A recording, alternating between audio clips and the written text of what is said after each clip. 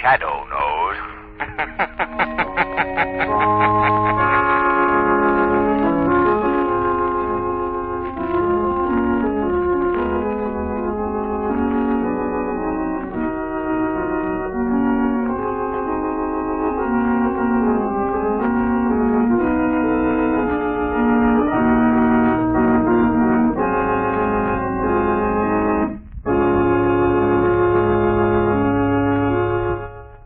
Before today's adventure with the Shadow begins, here's a safety message of vital interest to every car owner. Once a tread-worn tire starts to skid over a wet, slippery road, trouble can happen in the wink of an eye. That's why it's important to equip your car with the tire that gives the quickest, non-skid stop. It's the new Goodrich Safety Silvertown with the lifesaver tread that sweeps wet roads so dry you can light a match on its track. No wonder this new kind of tire will stop you quicker, straighter on a wet road than you've ever stopped before. For safety's sake, get Goodrich Safety Silvertown.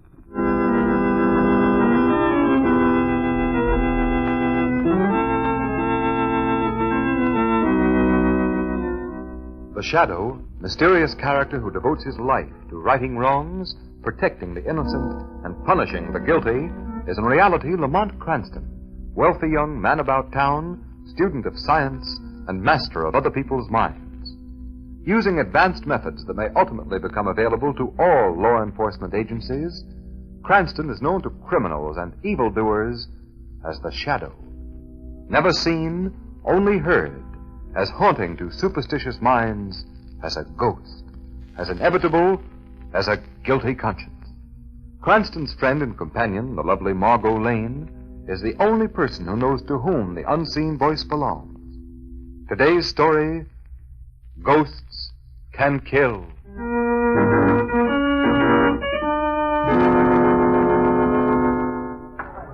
Court will come to order. Proceed, Mr. District Attorney. Your Honor, and gentlemen of the jury, you have heard the evidence against this man, Ralph Gorman. 3 eyewitnesses of unimpeachable character saw him commit the murder. He was caught at the scene of the murder with a gun in his hand. It is the duty of the jury to convict him. Ralph Gorman has been brought to court 7 times for serious crimes. I object. Although I admit my client has been brought to court in the past, he has always furnished an unbreakable alibi and has been acquitted. Therefore, I claim that this record is irrelevant. Objection sustained. Very well. That doesn't alter the state's case. In this instance, the accused has no alibi. He is guilty of murder and should therefore be sent to the chair. Order in the court. I think the question before the jury is a clean-cut issue. The defendant, Ralph Gorman, committed a peculiarly cold-blooded murder. There are no halfway measures. He is either guilty or not guilty. I therefore instruct the jury to return a verdict of acquittal or first-degree murder. The jury will retire to consider the verdict.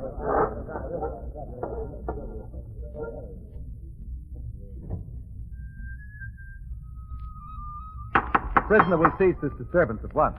What's the matter? Don't you like my music? This is a court of law, Gorman. While you are awaiting the verdict of the jury, you will please conduct yourself in a more stately manner.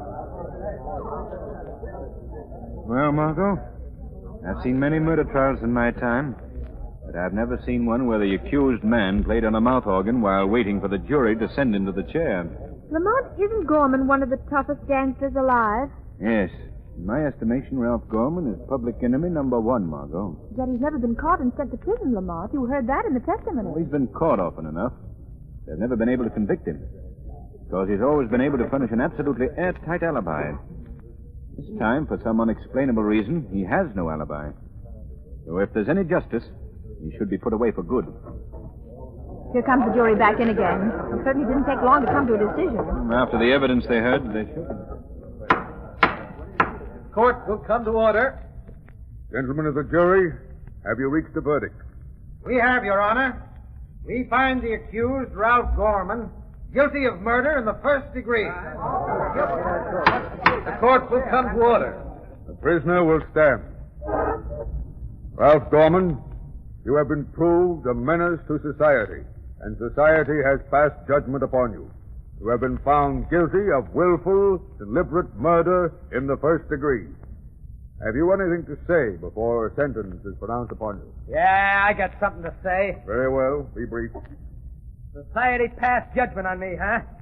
Okay, then if you're going to kill me, I'm going to come back from the grave and get even with society. Empty threats will avail you nothing, Gorman. You don't believe I can do it, huh? All right, I'll even tell you who I'm going to get. That will do. I'm not going to... First, I'm going to get that big financier, Oscar Borden, that's always giving away money. I guess Borden's what you'd call a pillar of society, ain't he? Stop, Gorman. Then, just for fun, I'll kill that young guy, Frank Collins, that just got engaged to that social register dame. I'll come back after death and get both of them. Collins and Borden. Yeah, you don't think I can do it, huh? But I can! Yes, I can! Quiet in court. Ralph Gorman, I hereby sentence you to be taken to the state prison and to there be executed in a manner provided by law. And may God have mercy on your soul.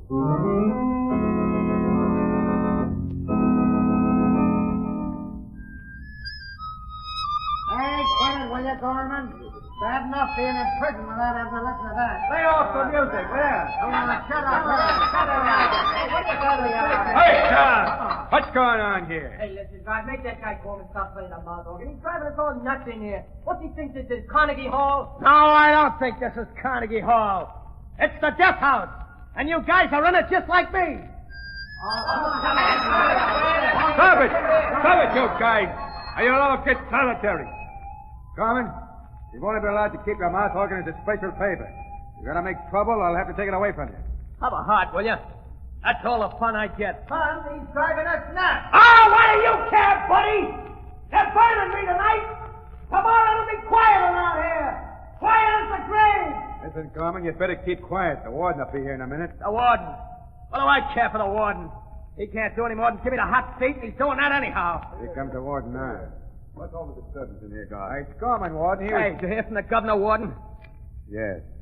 I'm afraid I've got bad news for you, Gorman. Governor Roberts has refused to do anything about your case. They're going to burn me tonight, huh? I'm afraid so. Looks like society put the finger on me, just like that Judge said. Well, okay. I warned him. Like I said in court, within a week, the millionaire Oscar Borden and Frank Collins are going to be dead. Don't talk like that, Gorman. You'll see. And I think I'll get Governor Roberts, too, while I'm about it. That makes a nice trio, don't you think? Oscar Borden, Frank Collins, and Governor Roberts. I'm going to come back from the grave and kill them. All three of them, yeah. Society passed judgment on me, huh? Okay, I ain't kicking. We'll see who laughs last. Making stupid threats won't do you any good, Gorman. Stupid, huh? Listen, in a week, those guys are all going to be dead. Lots deader than me. Come along, guard. You better warn them. Tell them their time is up when they hear me playing on my mouth organ like this.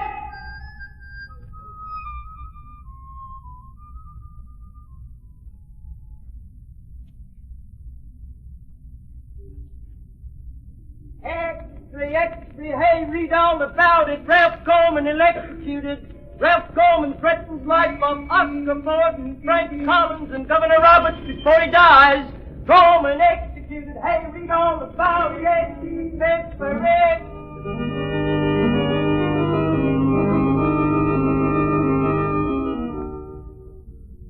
Is there anything else you want me to do tonight, Mr. Borden? Before you go, draw the curtains and turn off the overhead lights, Taylor. Yes. Will you stay here in my study for a while? It's quiet. There's some things I want to look over. Yes, Mr. Borden. You won't be disturbed, sir. I think everyone else has gone to bed. There's a newspaper here. I haven't had a chance to look at one all day. Right on your desk, sir. Oh, yes. Well, good night, Taylor. Good night, Mr. Borden. Well, I glanced at the headlines before getting down to work. Let's see. Rebels pushing the province. Merging relief agencies. Gangster executed amid great interest. Dramatic scene in the death house last night. Ralph Gorman threatens to come back after death and murder. The philanthropist, Oscar Borden, Frank Collins, millionaire sportsman, and Governor Roberts. Now, let's see. On the way to the chair, Gorman warned his intended victims that they would know of his presence by hearing him play a mouth organ. These were his last words, after which he was electrocuted. From this picture here, I'd say he was of rather low mentality. The mouth organ, well, that's a bizarre note. Oh, I wonder. Wait a moment. I can hear a mouth organ now. No, it must be my imagination. That's odd. I could swear I hear it again. Seems to come from the other room. Who opened that door? Why, you're Ralph Gorman. You see me, Mr. Borden? This is impossible. I've come back from the dead to keep my promise to society. You're mad. Ghosts ain't never mad, Mr. Borden. Ghosts? Preposterous. We'll see about this. Don't touch that bell, because it ain't going to do you no good. Oh. Well, that's one of them. 2 more to go.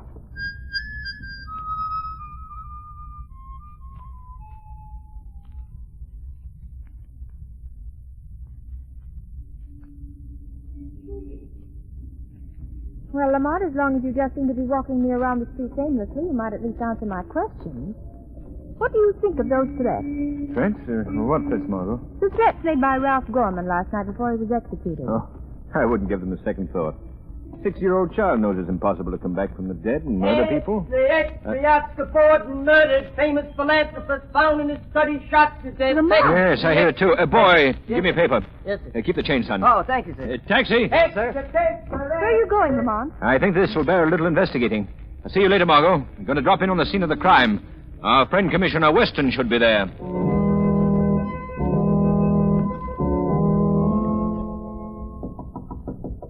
Cardona, see who that is. Whoever it is, don't let him in this study of Mr. Borden's until I get through questioning these people. Okay, Commissioner. Bonnie was found. Mr. Lamont Cranston, sir. Says you know him. Oh, yes, I know him. Tell him. Oh, wait a minute. He tries to be an amateur criminologist. Let him come in. I'll show him how the police department really works. Yes. All right, you can come in, Mr. Cranston. Thank you. Ah, Commissioner Weston. How do you do? I just happened to be passing by the Borden house, and I thought you might be here. Well, Cranston, you want to test some of your amateur theories on crime, I suppose. Always willing to try, Commissioner? Well, you're liable to beat your brains out over this one. About 3 hours ago, Oscar Borden was found at his desk here with a nice round bullet hole in his head, and not a clue. Well, how distressing. Not a single clue, Commissioner? Well, we have 2 clues, but they don't make sense. Perhaps they don't make sense to the professional detective, but No. an amateur on the intellectual side of crime might be able to help you out, Commissioner. What were the clues? Well, first I asked the cop on the beat if he'd seen any known crooks hanging around the building tonight. And? And the dumb guy told me he hadn't seen any, except at one time during the afternoon he thought he got a glimpse of Ralph Gorman. And Ralph Gorman is known to have threatened Oscar Borden. I see. And the other clue, Commissioner? The other clue was even slimmer. One of the maids says she heard a mouth organ being played in Mr. Borden's study about the time the murder must have been committed. Why, it all hinges together perfectly, Commissioner, don't you see? Ralph Gorman has threatened Oscar Borden. He plays the mouth organ, and he's been seen hanging around the house. Why, he's your murderer. Very pretty theory, Cranston. The only hitch is that Ralph Gorman was put to death last night at 11 o'clock in the electric chair at State Prison. Well, he was. Yeah, you should read the papers. You see, as an amateur criminologist, you're not so hot after all, Cranston. Well, have you solved Oscar Borden's murder? No, not yet. Well, you're no better than I am, then. Commissioner Weston, if I were you, I'd put a guard of large, solid policemen around anyone Ralph Gorman might have had a motive to kill. Oh, yeah? And then what?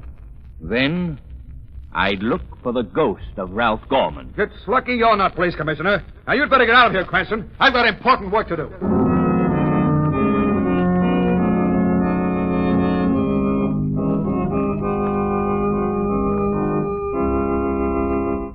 While we're waiting for the second act to begin, here's a thought I'd like to leave with you. There would be far less wrongdoing in this world if those tempted would heed the Shadow's familiar slogan, crime does not pay. Yes, and there would be fewer accidents on our highways if each and every motorist obeyed traffic laws. The Shadow knows.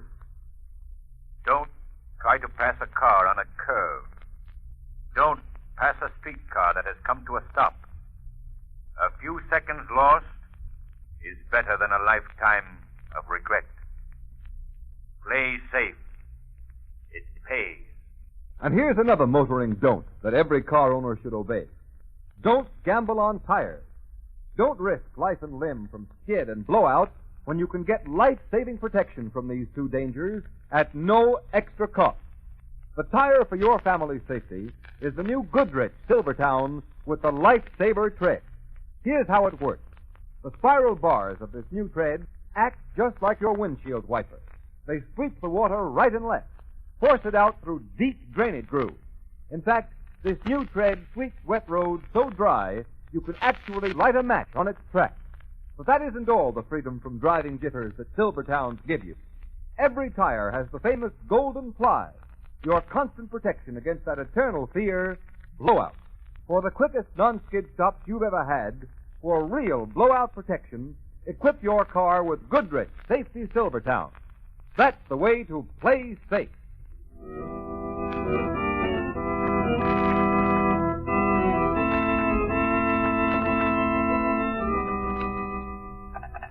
Hello.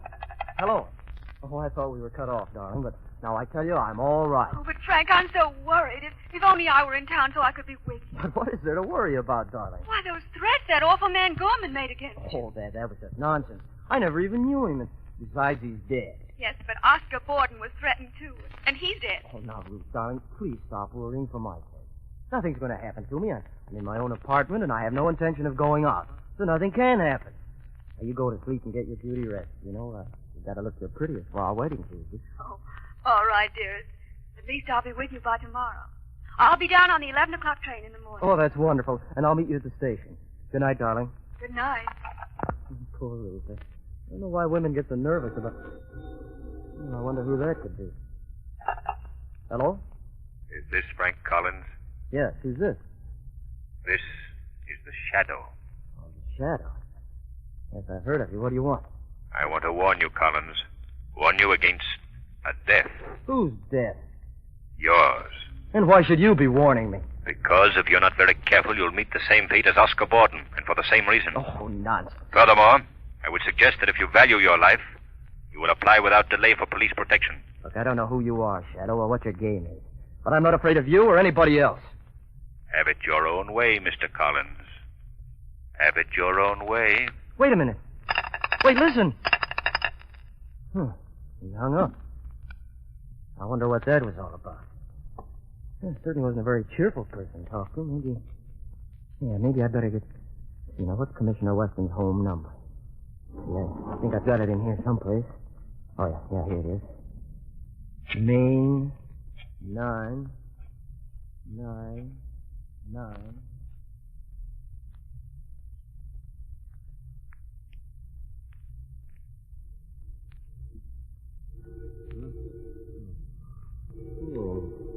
The phone. Who could be calling at this hour? Now, where's that phone?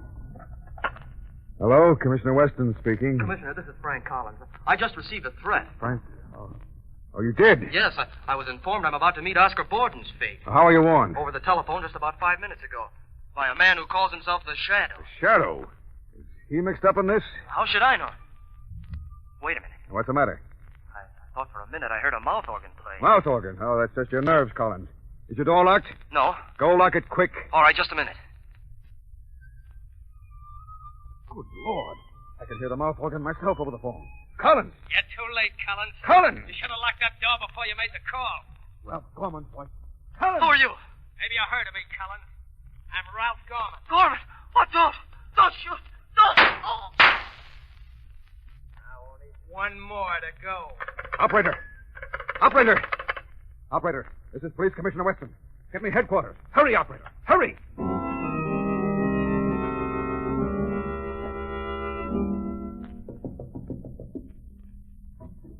Lamont, Come in, Margot. I just heard that Frank Collins was murdered in his home last night, Lamont. Yes, I've been reading the paper. It's dreadful. How could Ralph Gorman have come back from the dead to commit these murders? Margot, yesterday I would have said it was totally impossible. Today, well, frankly, I don't know. At this moment, I can't think of any other hypothesis that would account for the known facts. Then that means... Jiminy, What did you say? I nearly said Jiminy. Why did you say that? Jiminy, I don't know. I was just thinking. Why, does it mean anything? Ordinarily, no. In this instance, it may mean everything. At least it gives me a clue.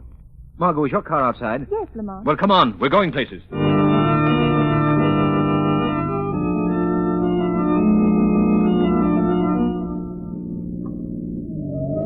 Hey, be careful, Margot. Watch how you're driving. You told me to step on it. I thought you wanted to get to the Regal Hotel in a hurry. I do, but I'd like to get there all in one piece. This is a fine time to tell me that. Incidentally, why the Regal Hotel? Governor Roberts is staying there. He's addressing the manufacturers' dinner at the Colossus Club tonight. I'd like to be sure he lives to make it. Oh, Lamont, now you're being mysterious again.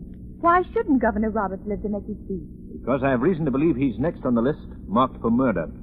I have an idea that if any attempt is made on the governor's life tonight, it'll probably be tonight. Here's the hotel. You'll just pull up the curb. All right. I said up to the curb, dear, not over it. Oh, I think you're horrid. If I'm not mistaken, so will somebody else before the night's over. Well, goodbye, Margot, and thanks for the ride.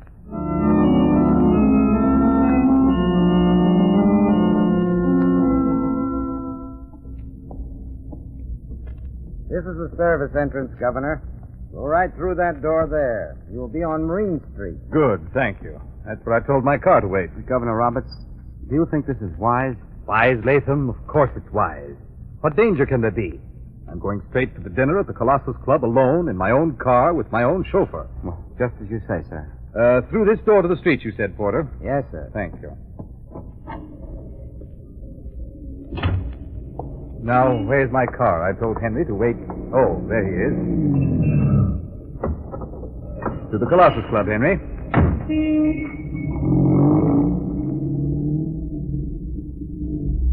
Henry, this is the most preposterous thing I ever heard of in my life. What's our police force turning into? A bunch of old women? Ralph Gorman?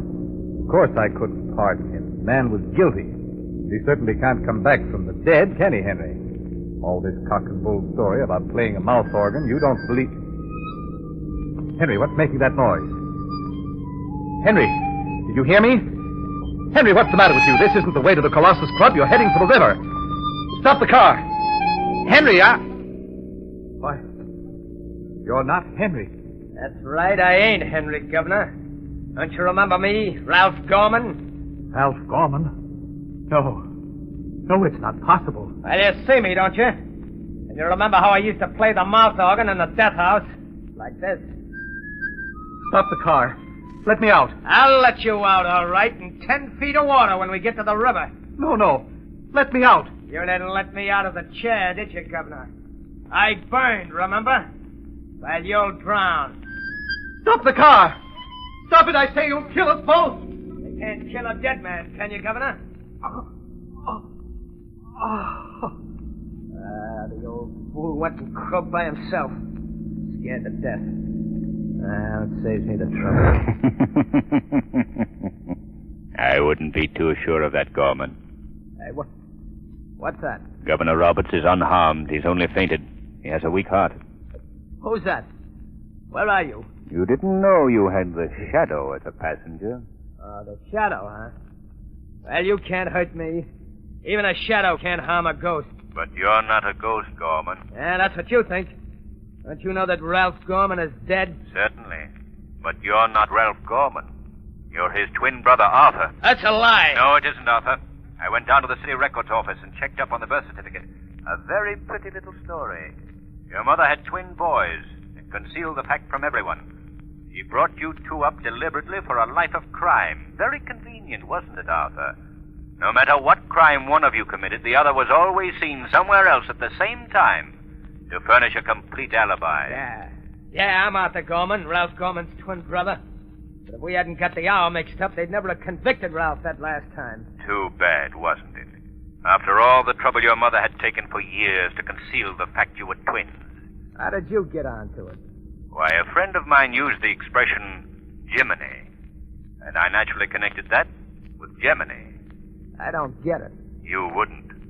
Gemini is the sign of the zodiac, which means the twins. Well, Arthur, this is a very interesting discussion. But I think now you'd better stop the car. Oh, yeah? What do you think I am, crazy? They're never gonna burn me. That's a matter of opinion. All right, you got me, but I got you, Shadow. Got you where I want you. There's the river right ahead of us. I'm gonna drive over the embankment. I'll drown, but so will you. I'll drive right over the edge. None of this emergency brake works, you won't?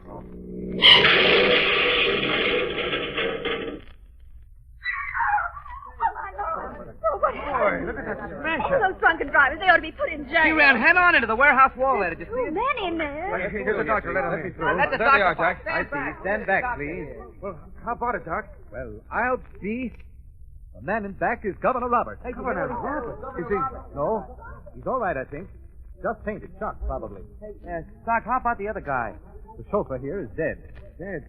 That's too bad. Hey, his face looks familiar. What is it? You know him? That dead guy in the chauffeur outfit is the living image of a gunman called Ralph Gorman. Ralph Gorman, it can't be. Ralph Gorman went to the chair last week. Well, if it ain't him, it's his twin brother. If only you'd been able to tell us that a week ago. Justice would have been served a great deal more quickly.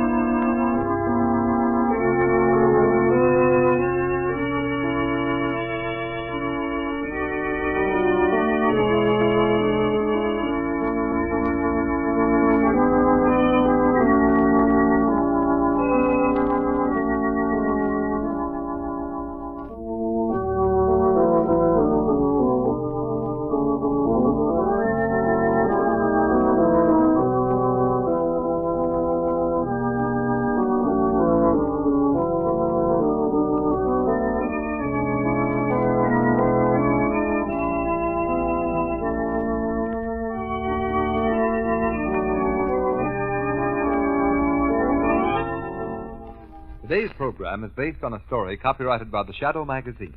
All the characters and all the places named are fictitious. Any similarity to persons living or dead is purely coincidental. The Shadow magazine is now on sale at your local newsstand.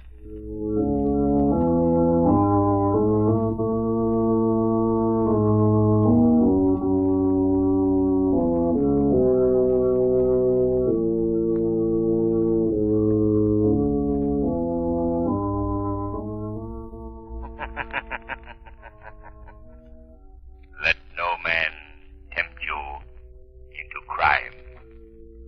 For crime is like a strangling serpent. It crushes him who feeds it most. Beware lest the serpent of crime ensnare you in his fold. Remember